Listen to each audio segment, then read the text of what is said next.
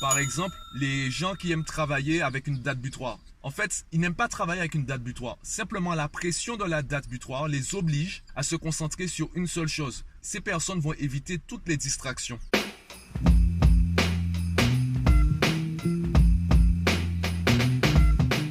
Yo, il y a quelques heures, j'ai demandé sur Instagram quels sont les thèmes que tu aimerais que je développe davantage dans ce podcast, que ce soit la communication, la motivation, la gestion d'argent, donc la gestion de budget, la gestion du temps, la gestion du stress, la timidité, etc. Il y a une réponse qui est revenue assez souvent et surtout, je me suis rendu compte que ce thème, c'est la pierre angulaire de tous les thèmes. Ce thème, c'est le stress, ou du moins la gestion du stress. Pourquoi cela ? Eh bien, que ce soit la gestion du temps, la gestion de budget, la timidité, la motivation, etc. Les personnes qui sont vraiment prêtes à changer, ce sont les personnes qui stressent. Pourquoi ? Et ce sera le thème en fait du podcast du jour, c'est qu'est-ce que le stress fondamentalement ? Finalement, le stress, c'est juste une réaction émotionnelle. C'est quand ton corps et ton esprit te disent que la situation dans laquelle tu es, ce n'est pas ce que tu avais prévu. La réalité est différente de tes prévisions. Par exemple, les gens qui aiment travailler avec une date butoir. En fait, ils n'aiment pas travailler avec une date butoir. Simplement, la pression de la date butoir les oblige à se concentrer sur une seule chose. Ces personnes vont éviter toutes les distractions. Le stress qu'elles vont ressentir avec la date butoir va obliger leur corps et leur esprit à se dire « Bon, stop, on pensait pouvoir gérer, on sent qu'on gère plus. » Donc là, ton corps et ton esprit te mettent au pied du mur et te disent « Coco, il faut que tu t'arrêtes là. Il faut vraiment que tu mettes les points sur les i et que tu agisses. Concentre-toi. » Et la question que j'ai envie de te poser maintenant, c'est est-ce que ces personnes ne pourraient pas se concentrer sans passer par le stress? Moi, je pense que oui. Si tu penses que non, ben, je t'invite à continuer à écouter ce podcast puisque je vais détailler dans quelques secondes. Et vraiment, si ces personnes arrivent à se concentrer sur une seule chose et à éviter les distractions quand elles le souhaitent, elles n'auront plus besoin de la pression de la date butoir pour être productives. Plus tôt elles finiront, plus de marge elles auront pour apporter des modifications. Inversement, il y a ce risque. Il y a des personnes qui, lorsqu'elles finissent tôt, elles trouvent toujours quelque chose à améliorer. Elles se retrouvent à stresser car elles sont toujours dans le mieux. Elles n'arrivent jamais à s'arrêter, elles veulent absolument la perfection, elles deviennent perfectionnistes. Et c'est là effectivement que pour elles, ça devient intéressant pour elles de mettre une date butoir. Elle sait qu'à partir de là, on ne va pas faire de modifications. Et justement pour elle, le travail sera pratiquement l'inverse. Pour elle, le travail à faire, ce n'est pas d'arriver à se concentrer sur une seule chose.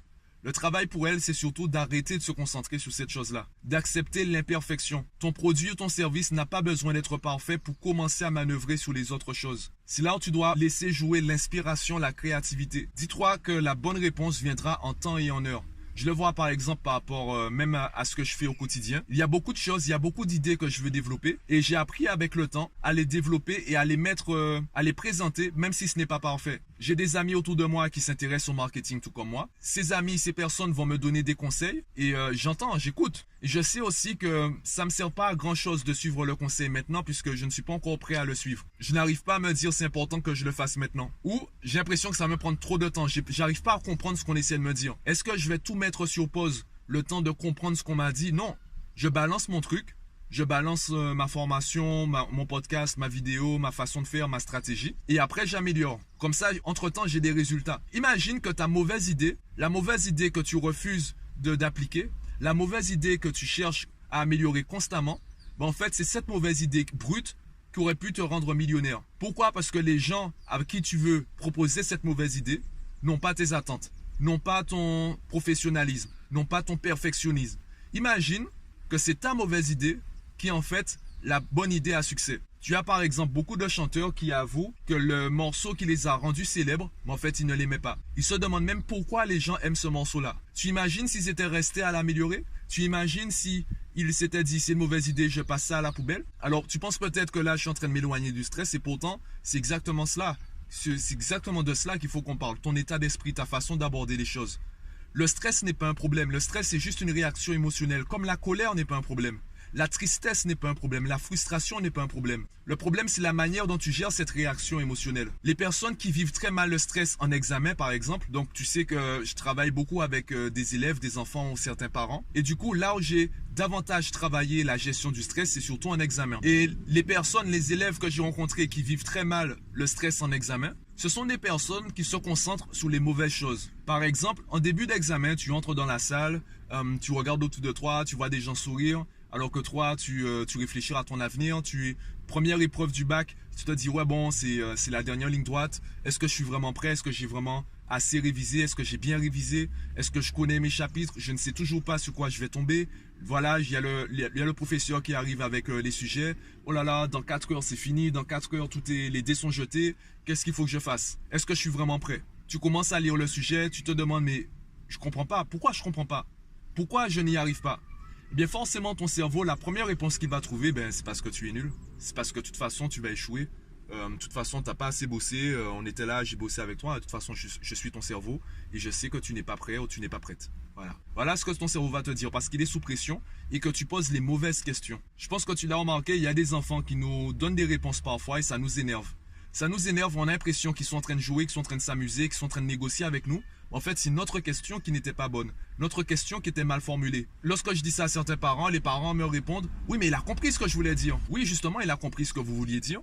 Et comme il a compris ce que vous vouliez dire, il a senti l'ouverture, il a senti sa capacité à donner une réponse qui lui plaisait mieux que la réponse à laquelle vous vous attendiez. Donc de la même façon pour ton cerveau, si tu poses des mauvaises questions, ton cerveau va se laisser aller et tout dépendra de l'image que tu as de toi-même. Si tu as une image positive de toi, si tu sens que tu es un vainqueur, forcément ton cerveau va te donner des réponses qui seront plus positives que le cerveau de celui qui se voit comme un moins que rien, par exemple. Donc l'image que tu as de toi-même va influencer les réponses que ton cerveau va te donner. Si tu vis mal la pression et donc si tu stresses, c'est surtout quand tu te concentres sur les mauvaises choses. L'examen commence, tu as du mal à te concentrer, n'essaye pas de te concentrer. N'essaye pas de lire le sujet puisque tu sais que tu es stressé. Et comme tu es stressé, quand tu vas commencer à lire le sujet, tu vas lire le sujet avec les yeux de quelqu'un qui est stressé. Donc forcément, tu es dans une énergie négative, ce sera négatif. Coupe tout et repars à zéro. Détends-toi, regarde dehors, regarde l'heure, regarde autour de toi, cherche des trucs marrants, des trucs positifs autour de toi pour revenir dans une énergie positive. Il vaut mieux sacrifier 10 minutes à retourner dans une énergie positive et ensuite travailler, plutôt que travailler pendant 20-30 minutes le sujet en étant stressé. Ça, c'est si tu vis mal le stress. Si tu vis mal la pression. Les personnes qui vivent bien la pression, elles vont m'écouter, elles vont se dire « Ah non, moi je préfère quand je suis stressé, je suis plus productif. » Tu n'es pas productif quand tu es stressé, c'est juste que toi, ta façon de gérer la pression est bonne. Ta façon de gérer la pression, c'est de t'obliger à te concentrer et à arrêter les distractions. Donc là, sur le court terme, c'est positif. Ton travail à toi, c'est d'arriver à te concentrer sans passer par la case pression. Et là, tu deviens le maître de toi-même, tu arrives à te concentrer quand tu veux, et là, tu es un boss. Et c'est la même chose concernant la gestion du temps, la gestion de l'argent, la motivation, la timidité. Imaginons, je te prends l'exemple en communication, imaginons qu'on te dise, demain, tu vas faire une présentation devant 20 personnes. T'inquiète, ce sont 20 de tes collègues. Les collègues que tu apprécies, ce ne sont pas tes amis. On peut quand même dire qu'elles sont assez proches de toi, elles savent comment tu fonctionnes, tu t'entends bien avec elles. Tu vas peut-être te dire, bon, allez, 20, ça va, je les connais, ça peut aller. Le jour de la présentation, te dis, mais en fait, je pense que tu as mal compris ce que je voulais dire, c'est pas 20. C'est 20 000. Tu passes de 20 personnes à 20 000. Là, tout de suite, la réalité est complètement différente de ce à quoi tu t'attendais. Peut-être aussi que dès le départ, on t'a dit 20 000. Tu t'es persuadé que ça se passerait bien. Et le jour de la présentation, tu arrives devant la salle, tu vois les 20 000 personnes, tu vois vraiment, concrètement, explicitement, c'est quoi 20 000 personnes. Et là, tu sens que la réalité est complètement différente de ce que tu avais imaginé, tu commences à stresser. Tout dépend de la façon dont tu vas gérer la situation, la façon dont tu vas gérer la différence entre la réalité et ce à quoi tu t'attendais. Ta façon, du coup, de gérer le stress. Donc, c'est la même chose concernant la timidité quand tu veux aborder quelqu'un. C'est la même chose quand tu veux gérer ton argent. Tout cela, en fait, c'est la même chose. C'est le travail en amont. La différence entre la réalité et, entre guillemets, ton fantasme. Ce à quoi tu t'attendais. Et tout ce travail que tu devras faire en amont pour mieux gérer ce stress, je te le dis déjà, je suis en train de finaliser une grosse formation qui va parler du stress sur tous ses angles.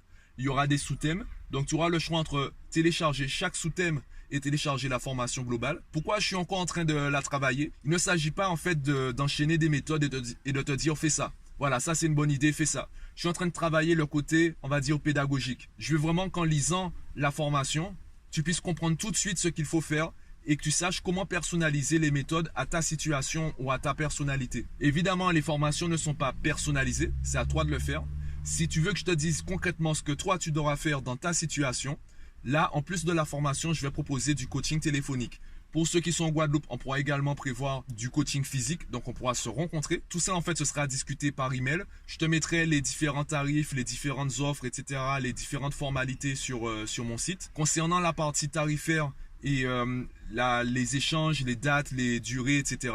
Cela, on le fera par email. Comme ça te donnera le temps de bien réfléchir à ce que tu veux. Si tu veux juste la formation écrite et testée par toi-même, si tu veux la formation avec une séance de coaching ou plusieurs séances. Donc, quand tout sera prêt, je te tiendrai au courant déjà à travers un podcast ou sur les différents réseaux sociaux. Raison pour laquelle je te conseille de t'abonner à la chaîne et également de me suivre sur les différents réseaux sociaux. Pour aujourd'hui, je pense que tu as déjà compris c'est quoi le stress et tu as déjà un aperçu de comment le gérer. Sur quoi tu dois focaliser ton esprit, quelles sont les priorités, quelles sont les questions que tu dois te poser pour trouver de meilleures réponses, pour trouver les bonnes réponses. Pour le reste, là, on va commencer à jouer dans le détail. Je vais parler toujours du stress et là, on va parler de chaque sous-thème. Donc, je vais faire un podcast sur le stress à travers l'argent, les difficultés à gérer son budget, le stress concernant donc la gestion du temps, surtout sur ton lieu de travail ou même dans ta vie en général, sur les objectifs que tu souhaites atteindre, les projets que tu souhaites réaliser, le stress concernant également la motivation ou les objectifs personnels, ça peut être à la salle de sport ou autre. Le stress concernant l'image de soi, également la timidité. Le stress concernant la communication. Je vais essayer de parler de tous ces sujets différemment, vraiment préciser le langage, puisque évidemment, même si le thème reste général, le stress, je vais essayer de te prendre des exemples et de te donner des conseils qui seront adaptés à chaque situation. En attendant, dis-moi ce que tu penses de cette façon de procéder en commentaire du podcast. Si tu as une question à laquelle tu aimerais que je réponde, si tu as un thème que tu aimerais que je développe, dis-le moi en commentaire du podcast ou en privé. Ça me permettra de savoir si je sais qu'est-ce que tu aimerais entendre ou du moins quel sujet tu aimerais que je développe. Moi, ça me permettra d'axer mon travail et d'éviter de raconter des choses que tu sauras super intéressantes et qui ne te concernent pas vraiment. Donc, si tu veux que je te propose un contenu de qualité pour toi et pas simplement de qualité pour les autres, dis-moi tout cela en commentaire du podcast ou en privé. Abonne-toi à la chaîne, clique sur j'aime si tu aimes le contenu et moi, je te dis à bientôt.